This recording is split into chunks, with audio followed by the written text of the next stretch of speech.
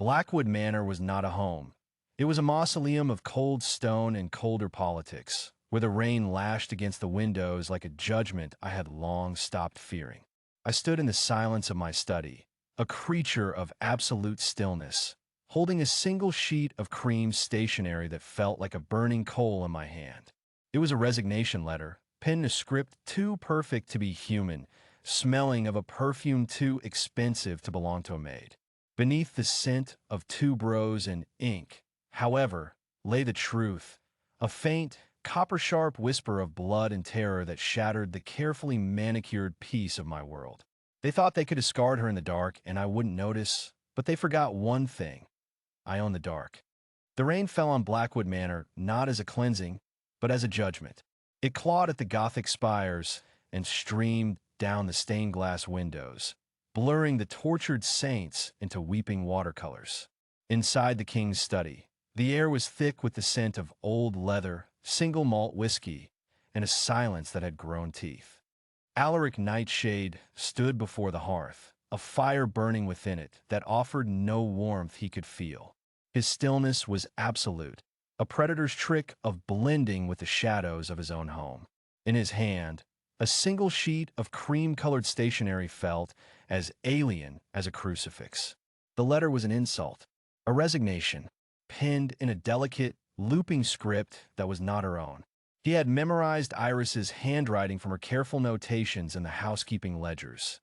It was humble, precise, with small, charming imperfections.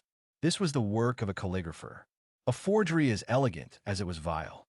A ghost of a scent clung to the paper, faint beneath the smell of ink and lies.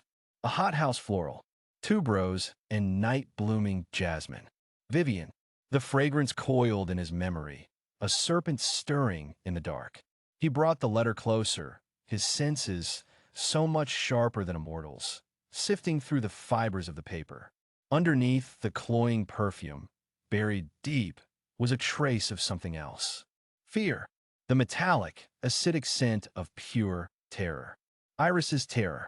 The whiskey in his crystal tumbler remained untouched, its amber depths catching the firelight, the only thing in the room that seemed to move.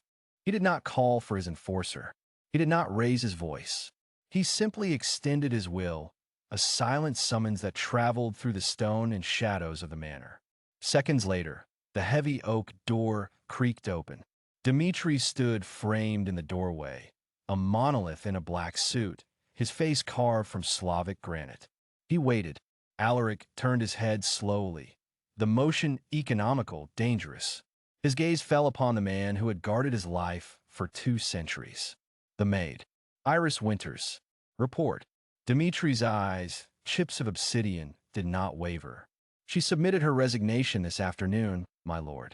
The note was left on your desk. She was seen leaving through the west gate just before dusk. Alaric's fingers tightened on the stationery, the paper crinkling with a sound like dying leaves. She was seen by whom? The temperature in the room dropped, a phenomenon to which Dmitri was long accustomed. Silas reported it. He said she seemed hurried, carried no baggage. The detail hung in the air, heavy and wrong. No baggage. A young woman with nothing to her name, leaving a position of unparalleled security. And she takes nothing? Not even the worn woolen coat she favored against the chill? Alaric's mind worked with cold, terrifying speed. The perfect script, the wrong scent, the convenient witness. Silas, ever the sycophant, always eager to be the bearer of news he thought the king wished to hear. Vivian Blackwood visited today, Alaric stated. It was not a question. Dmitri gave a slight, affirmative bow. She did, my lord. An unscheduled visit. She met with Silas in the conservatory for 20 minutes. She departed shortly before the maid was reported to have left. The pieces clicked into place, forming a picture of such audacious cruelty that a low growl rumbled in Alaric's chest. The tuberose, Vivian's signature scent, a perfume designed to linger, to mark territory. She had been near Iris, near this letter. This wasn't a resignation. It was a gauntlet thrown down, a move in a game of power played with a human pawn. He crushed the letter in his fist, the lie reduced to a worthless wad. He finally looked at his enforcer, his eyes no longer the cool gray of a winter sky, but the swirling black of the storm outside. Find Silas. The command was soft, but it carried the weight of a death sentence. Bring him to the Undercroft, then seal the estate. No one enters, no one leaves, and find her sent. He didn't wait for a reply. He moved, a blur of dark wool and contained fury, sweeping past his enforcer and into the grand hallway. The air was cold on his skin. The portraits of his ancestors watched him pass, their painted eyes seeming to follow his silent, lethal progress. He ignored them. They were ghosts. He was dealing with monsters. He drew the air into his lungs, filtering it, dissecting it, past the beeswax polish on the marble floors, past the faint, lingering aroma of the staff's dinner, past the damp stone and dust of ages. He searched for the one scent that had begun to anchor him to this stagnant eternity. The clean, simple fragrance of lavender soap and fresh linen that was uniquely her. It was faint, agonizingly faint, almost entirely erased. But it was there, a ghost of a trail. He followed it, his long strides eating up the length of the hall, his movements unnaturally silent.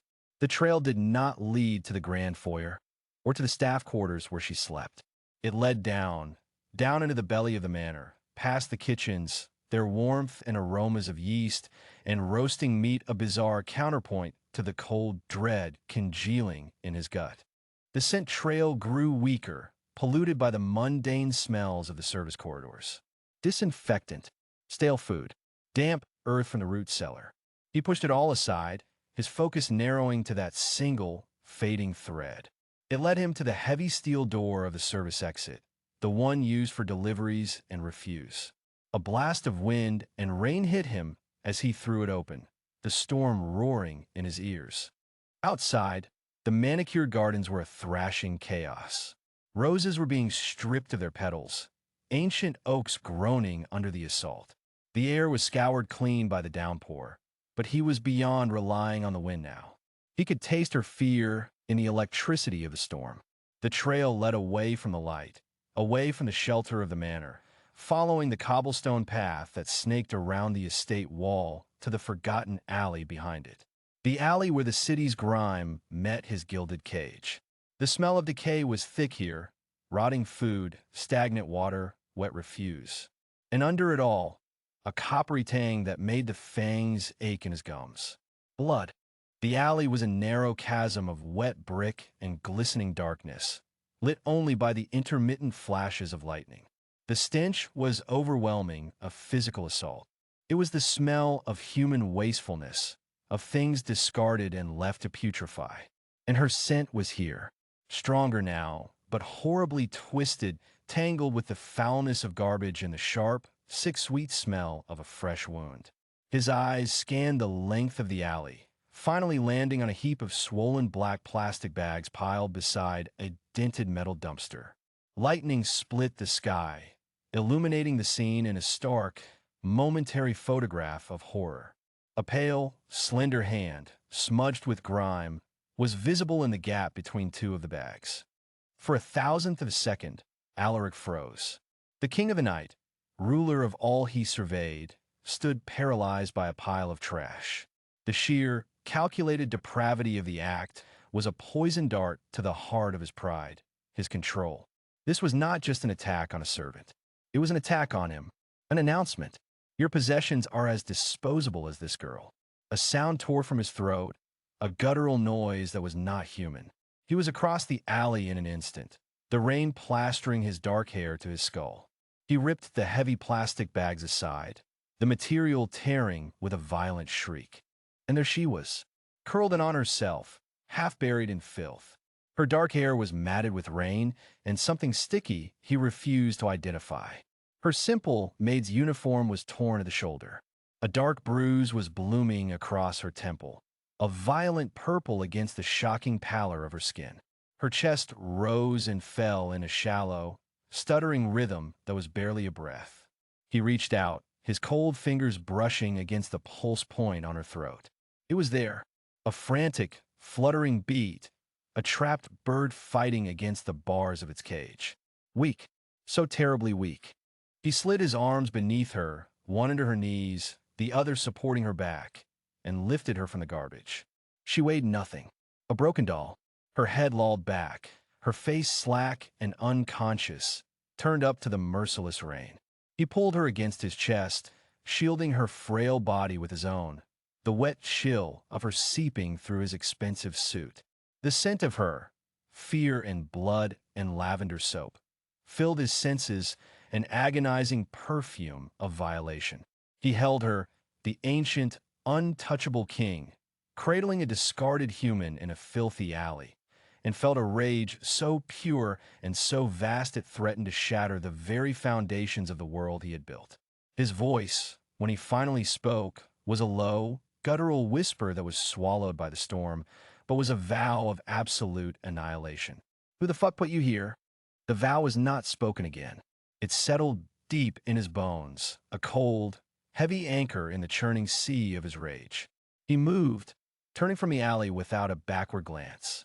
The city, his city, could rot behind him for all he cared. There was only the fragile weight in his arms, the faint, desperate flutter of her heart against his ribs. He strode through the downpour, a phantom of vengeance cutting through the sheets of rain. The grand iron gates of the estate swung open before him, silent and immediate, sensing their master's approach. He didn't slow. Water streamed from his hair, ran in rivulets down his face, and sluiced from the fine wool of his suit, pooling on the immaculate marble of the entrance hall. The staff, preparing for his solitary return, froze. A footman's hand paused on a silver tray. A maid's gasp was a sharp, quickly stifled sound in the cavernous silence. Their eyes widened, first at his drenched, disheveled state, then fixing on the horrifying bundle he carried. They saw not a broken servant, but a desecration, an impurity brought into the sterile heart of his sanctuary. He saw their fear, smelled the spike of it in the air, a cloying scent mingling with the beeswax polish and wilting roses in a nearby vase. He ignored them all, his focus absolute. His steps were silent thunder on the grand staircase, the runner muffling nothing of his intent. He bypassed the endless guest suites, the formal wings, the entire sprawling emptiness of his domain, and went straight to the one place no one but he had entered in a century. The doors to his personal chambers opened with a thought. He swept inside, the space dark and cool, smelling of old leather, cedar, and the dry, sterile scent of ancient paper. He crossed the vast Persian rug, its intricate patterns swallowing the sound of his wet boots, and gently, so gently it felt alien to his trembling muscles, he laid Iris on his bed. The contrast was a fresh wound. Her small, broken form on the vast expanse of black Egyptian cotton sheets. Filth and blood marring the pristine, threadbare perfection he demanded. Her head sank into the down pillows, her bruised face stark against the white pillowcases. He stood over her for a long moment, just listening to that shallow, hitched breathing. The sound scraped against his nerves. "Dmitri," he said, his voice quiet, yet it filled the room, a low command that vibrated in the very air. A shadow detached itself from the corner near the door. Dmitri materialized, his hulking form a study in lethal stillness. He had followed his master from the moment he'd breached the gates. His eyes, chips of obsidian, took in the scene without a flicker of surprise, only a deep, abiding readiness. "Bring Elena. Now. No one else is to come near this wing. No one speaks of this. Use whatever means you deem necessary to ensure silence." Dmitri inclined his head, a gesture of absolute fealty, and was gone as silently as he appeared. Alaric turned back to Iris.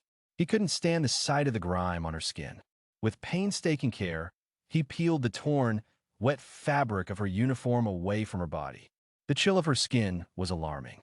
He found the source of the sticky wetness in her hair, clotted blood from a gash above her ear, hidden by the dark strands. The sight of it, of the violation, sent another tremor of rage through him. He pulled a heavy cashmere throw from the foot of the bed and covered her shivering form. The fire in the massive stone hearth caught with a soft whoosh of air, his will sparking it to life. Flames began to lick at the seasoned oak, casting a warm, flickering light across the room, dancing over her pale, still face. He stood by the fire, the heat doing nothing to touch the ice in his veins, and waited. Every stutter of her breath was a lash against his self-control.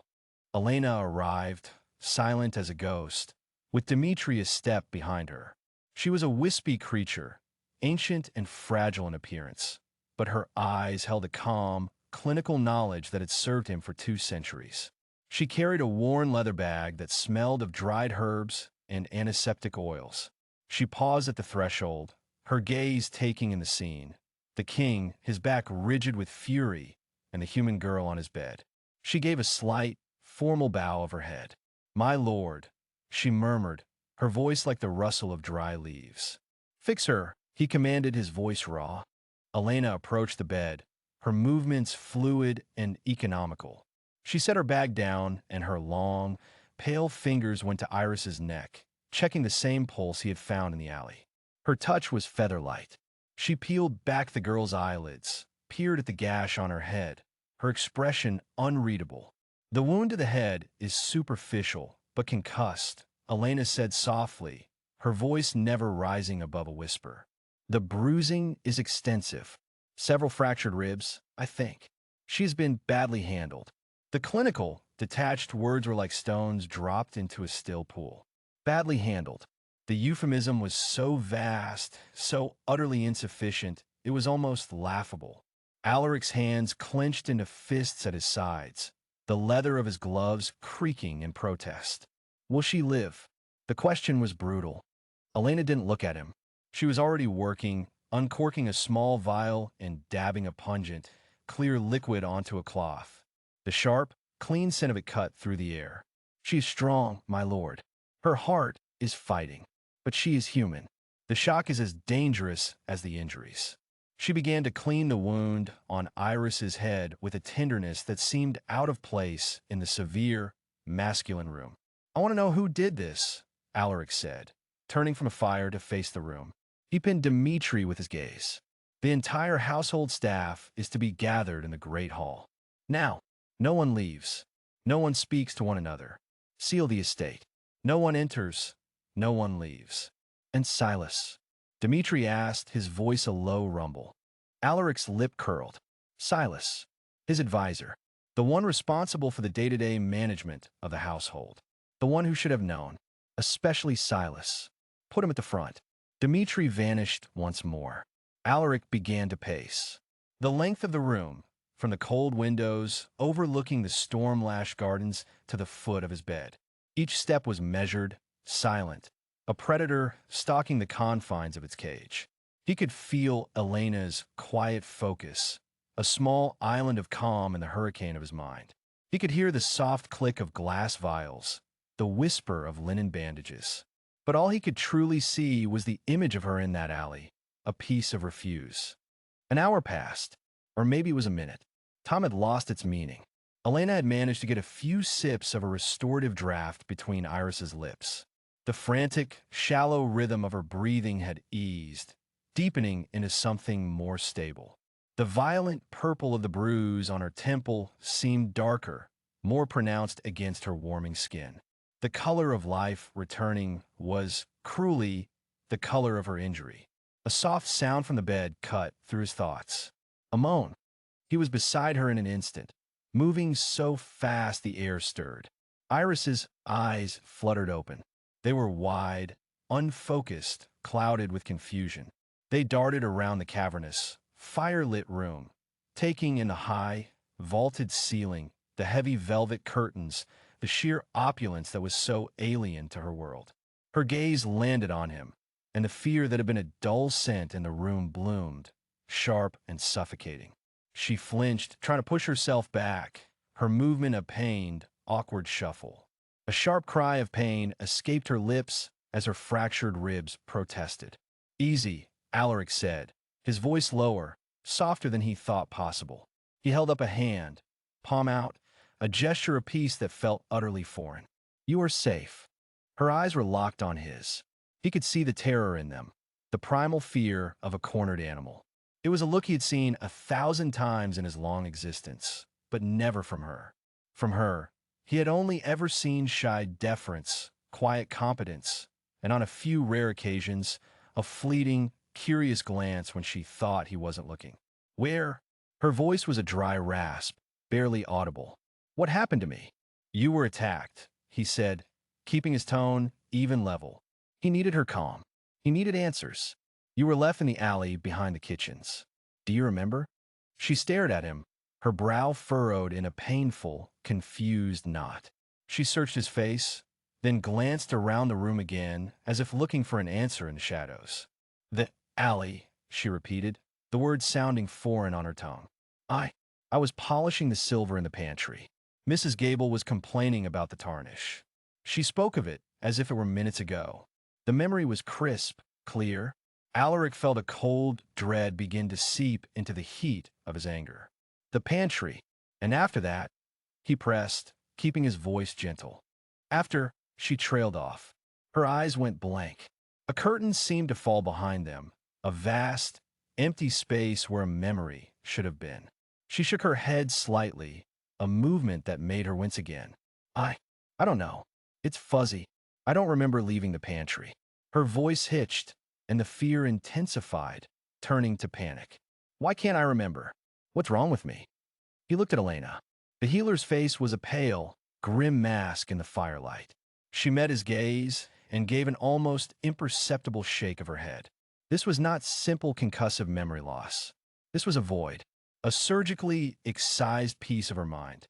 His rage, which had been a wildfire, instantly cooled, hardening into something far more dangerous. A focused, glacial certainty. A simple, brutal assault he could understand. That was the work of petty cruelty, of monstrous men. This was something else entirely. This was calculated. This was a cover-up. Someone had not only tried to discard her like trash, but they had also stolen her memory of the act. Elena, he said, his voice deathly quiet. Leave the sedatives. Attend to her ribs. Then look again. Look deeper. There is something more here. Elena nodded, her hands already reaching for fresh bandages. Alaric straightened up, pulling the chilling cloak of his authority around him. The interrogation could no longer wait. He walked to the door, pausing with his hand on the cold brass handle. He looked back at Iris, at the terror and confusion warring in her eyes. The sight solidified his resolve into a diamond-hard point. He would tear down his entire world to find the truth. He would unmake whoever had dared to break his maid. He swept from the room, the heavy door clicking shut behind him, leaving the scent of herbs and fear in his wake. The great hall was silent. The entire staff, from the head butler down to the youngest scullery maid, stood in rigid lines on the cold flagstones. They were terrified.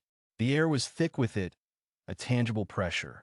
At the front, alone, stood Silas, his face a pasty, sweating mask of unease. Dmitri stood like a gargoyle near the main doors, ensuring there was no escape.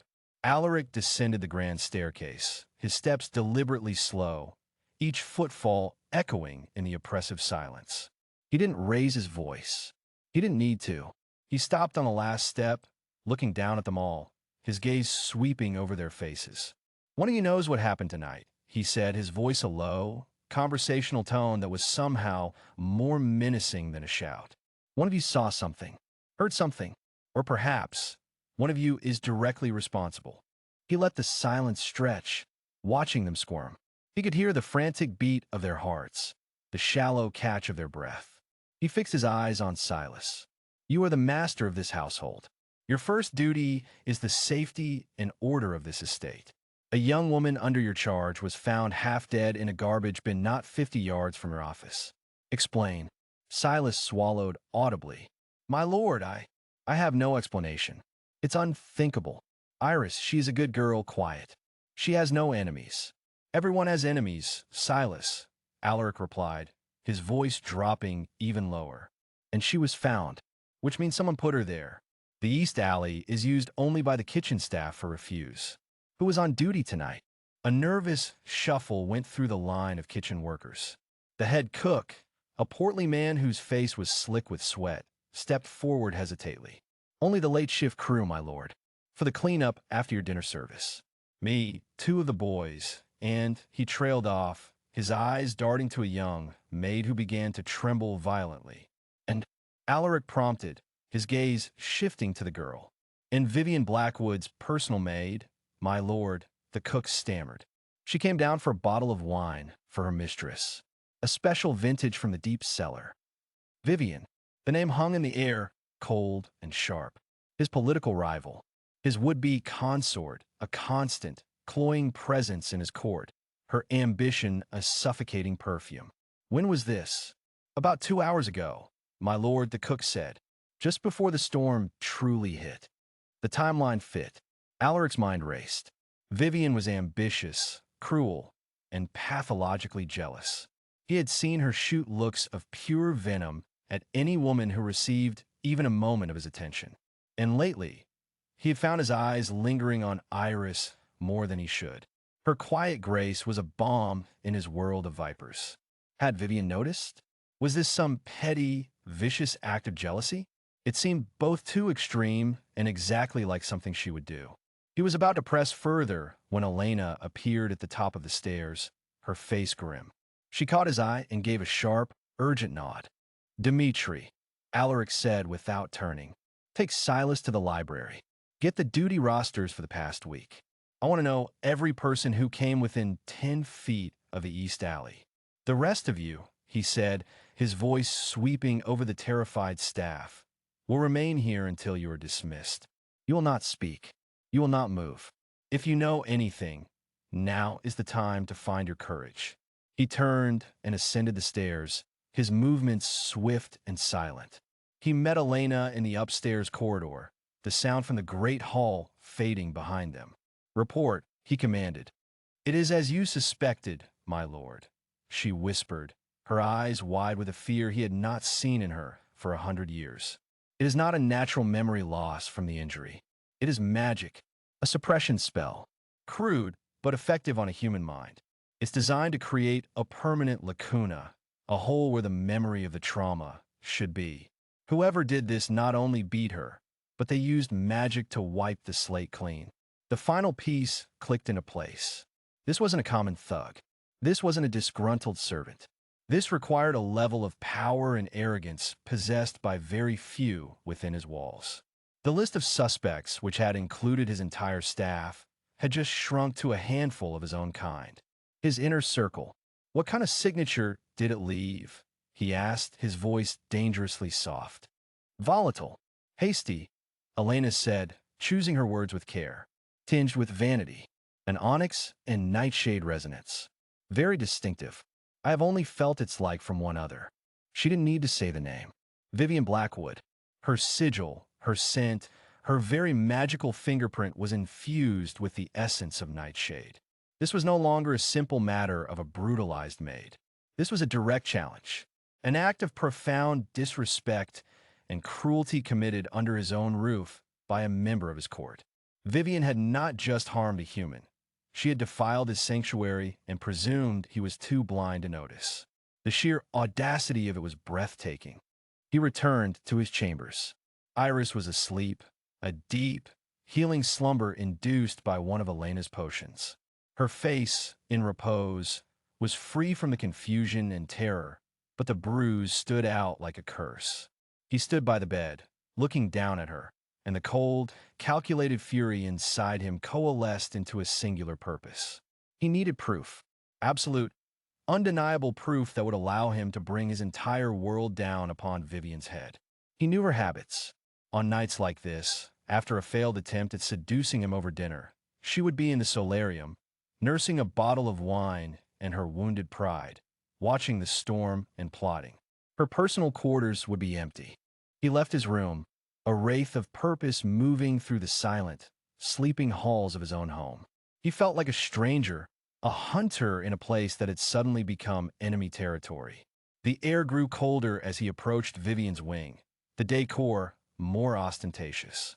Gilded mirrors, velvet settees, the cloying scent of her heavy, floral perfume. He entered her rooms without a sound. They were immaculate, a testament to her maid's terrified efficiency. An ornate silver vanity was covered in a small army of glass bottles and silver-lidded pots. A silken robe was draped artfully over a chair. Nothing was out of place. He wasn't looking for a physical clue. He was hunting for the lingering stain of magic. He closed his eyes, extending his senses. He filtered out the background hum of the ancient manor, the distant rumble of thunder, the scent of rain and perfume. He searched for that specific resonance Elena had described. Onyx and nightshade. He found it, faint but unmistakable, clinging to the handle of a heavy wardrobe. He opened the doors. Inside hung a dozen exquisite gowns, a riot of color and fabric. But beneath them, tucked away on the floor, was a small, locked chest of dark wood. The lock was complex, human-made, meant to deter a common thief. For him, it was irrelevance. He laid his hand on the lid, and a thread of cold power snaked from his fingertips. The tumblers clicked open with a soft, final sound. He lifted the lid. Inside, nestled on a bed of black velvet, were not jewels or letters, but the tools of a darker art. Vials of poisons, dried herbs, and a small, leather-bound book of curses. His eyes scanned the contents, but he was drawn to one object in particular. A silver chalice, intricately engraved with twisting vines of nightshade. It was identical in design to the ones used at his own dinner table. He picked it up. It was cold, heavy. He brought it to his nose. Beneath the faint, lingering scent of red wine, there was something else. A bitter, almond-like aroma. Faint, almost gone, but his senses were absolute. It was the scent of night's tears, a rare, fast-acting poison fatal to his kind. And then he felt it, a cold hum against his fingertips. The same hasty, volatile magical signature Elena had found woven into the fabric of Iris's mind. He held the chalice, the pieces snapping together in his mind with brutal clarity. The winer maid had fetched. The chalice, a perfect copy of his own. The poison. The attack on Iris in the alley. It wasn't a fit of jealous rage. It wasn't a random act of cruelty. The chalice had been meant for him. Iris must have seen something. Seen Viven preparing it, switching the goblets. She had been a witness. The beating, the memory spell, it was never a punishment. It was the silencing of the only person who could expose an act of high treason. It was never about her. This was an assassination attempt. His hand tightened on the stem of the chalice, the silver groaning under the pressure, the metal deforming in his grip.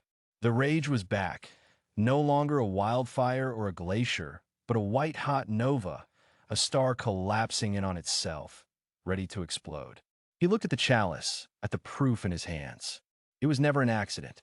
The silver didn't just bend, it screamed. A high, tearing shriek of tortured metal as his fingers closed into a fist. The bowl of the chalice crumpled like paper, the stem snapping with a sharp crack that echoed in the sudden, tomb-like silence of his study. Shards of twisted, ornate silver dug into his palm, but he felt no pain. There was only the seething, crystalline certainty that had replaced the fire. It was a cold, precise fury, the kind that built empires and ended bloodlines. He dropped the mangled ruin onto the polished mahogany of his desk. It landed with a dead, ugly thud. The proof. The treason. Not a crime of passion against a maid, but a calculated strike at the throne. Every slow, deliberate move Viven had made over the past century suddenly reframed itself in his mind. Not as political maneuvering, but as the patient spadework of an assassin. He turned, the motion so swift it was a blur of black silk. His destination wasn't the dungeons or his war room. It was her, Iris, the pawn they had mistaken for a person. The witness they had tried to break and discard. He moved through the stone corridors, his steps utterly silent. The distant, muffled thrum of the Centennial Ball's orchestra was a grotesque counterpoint to the savage rhythm of his heart. A heart that hadn't beaten in 500 years, but was now a hammering fist against his ribs. He found her in the infirmary wing, in a private chamber warmed by a low fire. Elena was dabbing a cool cloth on her forehead. Iris was pale, so pale against the dark velvet cushions she was propped against. Her eyes were closed, her breathing shallow. Alaric could hear the faint, fluttery skip of her pulse, a terrified bird trapped in a cage of bone. The air around her was thick with the scent of bitter healing herbs and the thin, sharp smell of her fear. Elena rose, bowing her head. "My lord, she is resting. Leave us." Alaric's voice was low, a vibration that seemed to press the air out of the room. It was not a request. Elena vanished without a sound, the door clicking softly shut. He approached the chaise lounge, his gaze fixed on Iris. The bruises along her jaw were fading to a sickly yellow-green. A single tear had traced a path through the grime on her cheek, leaving a clean, pale track. He reached out, his hand hovering just above her face, feeling the fragile warmth radiating from her skin. This was the nexus of it all, this small, mortal life. He saw the flicker of her eyelids. She was not asleep. "Iris," he said, his voice softer now, stripped of its regal command. Her eyes opened. They were wide, clouded with pain and a deep, instinctual terror that made something in his chest ache. She flinched as he knelt beside her, a tiny, almost imperceptible movement, but he saw it. He felt it like a physical blow. "I know what she did," he said. The words were simple, but they carried the weight of a death sentence. "I know why." He saw no understanding in her gaze, only the confusion etched by Vivian's cruel magic. It didn't matter. Understanding could come later. Justice had to come now. He extended his hand, palm up. "The ball has begun. You will accompany me." Her breath hitched. The fear in her scent spiked, raw and animal. She shook her head, a small, trembling motion. He could hear the frantic drumming of her heart accelerating. "I will not let her harm you again," he vowed. The promise was a knot of iron in his throat. "I will not let anyone harm you again. But they need to see you. They need to see what she did to the woman who saved her king." He waited. He could have compelled her, could have simply lifted her into his arms. But this, he realized, had to be her choice. He waited as the seconds stretched, filled only by the crackle of the fire and the ragged sound of her breathing. Slowly, her gaze shifted from his eyes to his outstretched hand. After an eternity, her small, trembling fingers rose and settled against his palm. Her skin was cool, her touch as light as a falling leaf, but it sent a current through him that was more potent than any blood. It was trust, fragile, perhaps temporary, but there. Before they left, he stopped by his study. On the corner of his desk, placed with insolent confidence, was a single sheet of vellum. Iris's resignation, effective that very night. Her name was signed at the bottom in a shaky, unfamiliar scrawl. But it was the seal at the top that held his attention, the official seal of the House of Blackwood. And beneath it, he could feel it, humming with dark power, was the faint, undeniable trace of Vivian's own magical signature, used to compel the forgery. The final piece. He took the letter, his touch leaving a cold spot on the parchment. The grand ballroom doors swung open under the force of his will. A wave of sound and light washed over them. A string quartet, the scent of 1,000 hothouse roses mixed with the cloying sweetness of blood wine, the shimmer of 100,000 crystals hanging from the ceiling. And then silence. A profound, instantaneous hush that spread from the doors outward, killing the music and the laughter as every head turned. He stood on the threshold, a king robed in shadows and fury. And on his arm, her small hand gripping his sleeve like a lifeline, was Iris. Her borrowed gown of simple midnight blue was a stark island of modesty in a sea of ostentatious silks and jewels.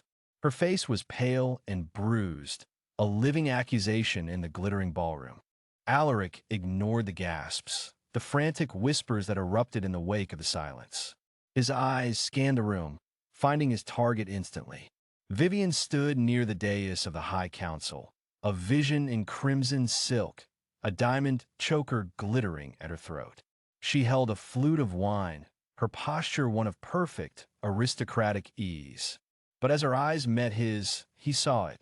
The barest flicker of surprise, a minute tightening of her fingers around the stem of her glass. It was gone as quickly as it appeared, replaced by a mask of cool inquiry.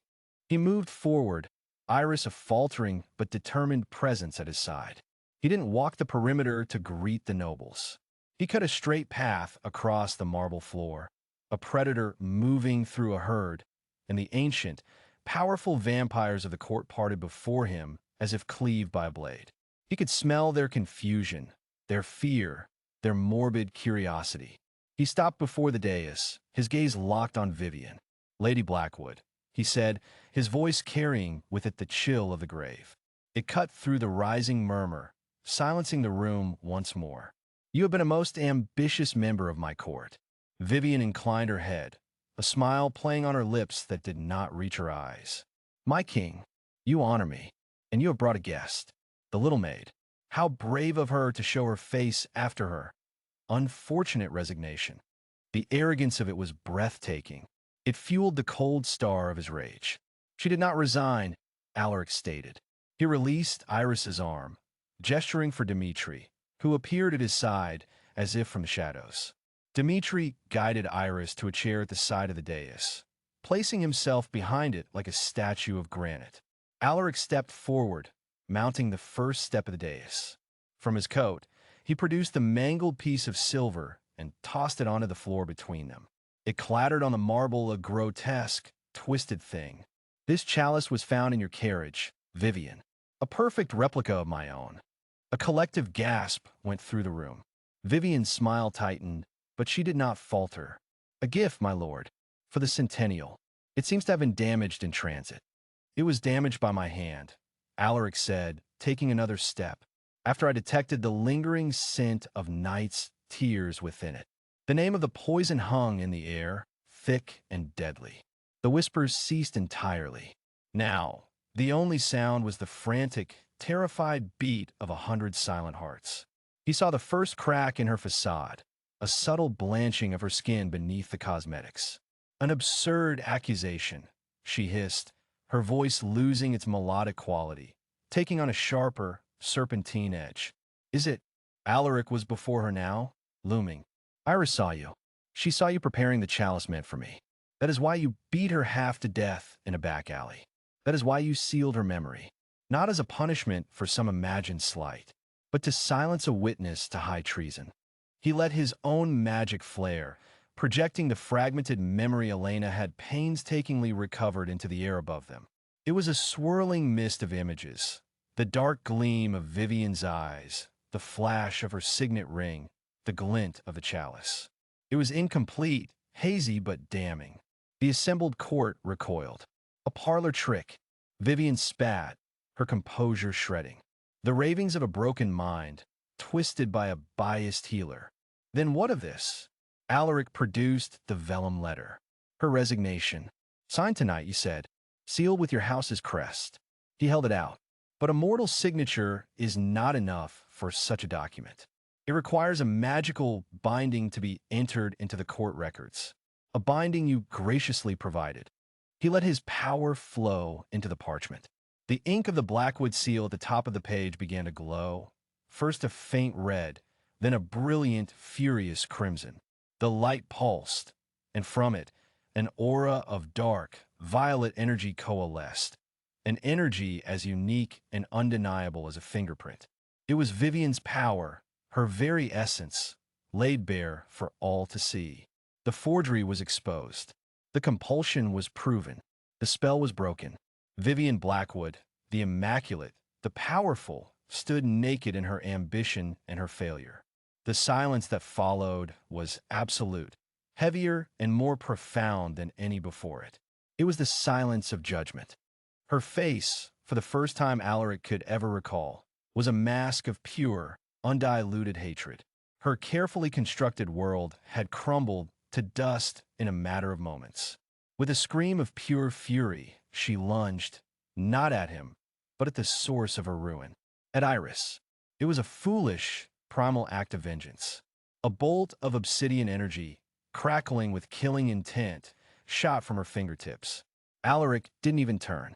He raised a hand, and the bolt slammed into an invisible wall of force a foot from his fingers, dissipating into harmless sparks with a sound like shattering glass.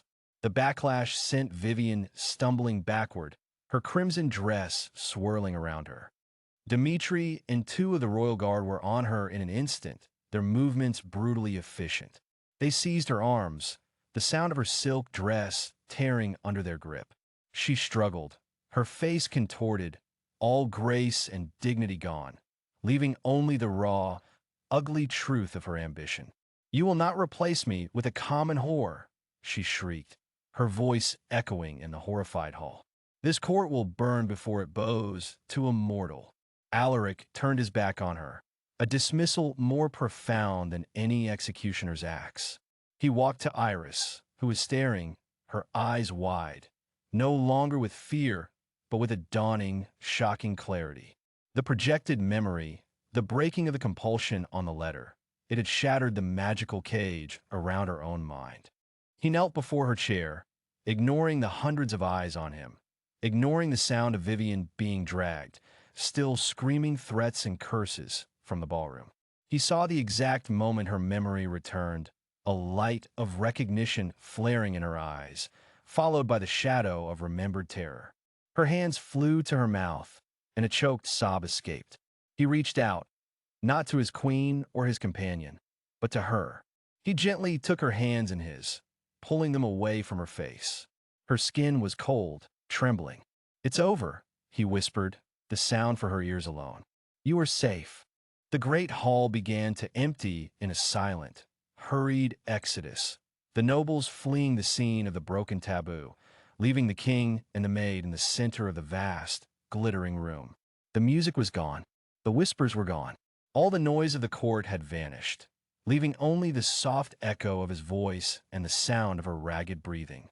He stayed kneeling, holding her hands, a silent anchor in the wreckage of the night, until her trembling subsided. He led her from the empty ballroom, through the quiet corridors, and out onto the moon-drenched flagstones of the North Terrace. The cool night air was a balm, scented with damp earth and the sweet, heavy perfume of night-blooming jasmine. Below, the castle gardens were a tapestry of silver and shadow. The silence out here was different. It wasn't the silence of fear or judgment, but of peace. He felt the tension leave his own shoulders, a weight he hadn't realized he'd been carrying for a century. Iris stood beside him, her hands still loosely in his. She looked out over the gardens, then turned her face up to the moon. He watched the silver light trace the line of her jaw, catching the unshed tears in her eyes. She finally looked at him, truly looked at him, and for the first time, her gaze held no trace of fear. It held sorrow and exhaustion, but beneath it, something else, a quiet strength. He caught her scent on the breeze, the familiar fragrance of lilacs and old parchment. And in that moment, it was the only thing in the world that felt real. The centuries of solitude, the metallic tang of power, the cold stone of his castle, it all faded into the background, replaced by the simple, profound presence of the woman beside him. The silence was no longer an emptiness. It was a beginning,